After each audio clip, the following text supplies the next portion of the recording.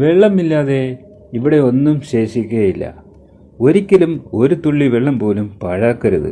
വെള്ളമില്ലെങ്കിൽ മനുഷ്യജീവജാലങ്ങൾക്ക് രക്തവുമില്ല, ജീവനുമില്ല.